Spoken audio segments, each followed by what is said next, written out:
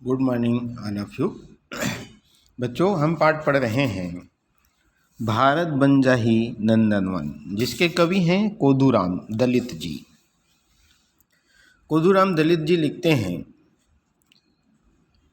हे नौ भारत के तरुण वीर, हे भीम भागीरथ महावीर, जन भुला अपन पुरुषार्थ बल, खंडहर मारा चब रंग महल।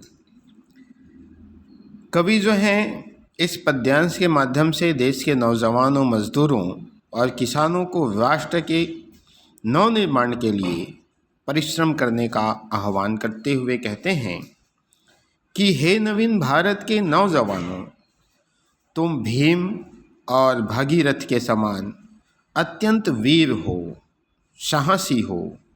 तुम अपने पुरुषार्थ को कदापि मत भूलो और इस खंडहर के समान जर्जर हो चुके इस देश को रंग महल जैसा सुंदर बना दो।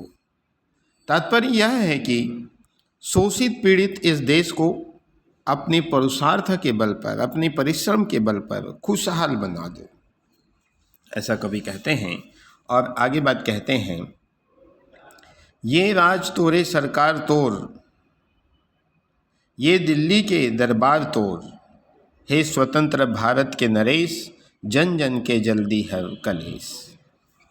आगे कवि बात कहते हैं कि देश अब स्वतंत्र हो चुका है, इस देश में अब तुम्हारी ही सरकार है, दिल्ली की सत्ता अब तुम्हारे हाथों में है, तुम ही स्वतंत्र भारत के राजा हो, तुम ही स्वतंत्र भारत के राजा हो।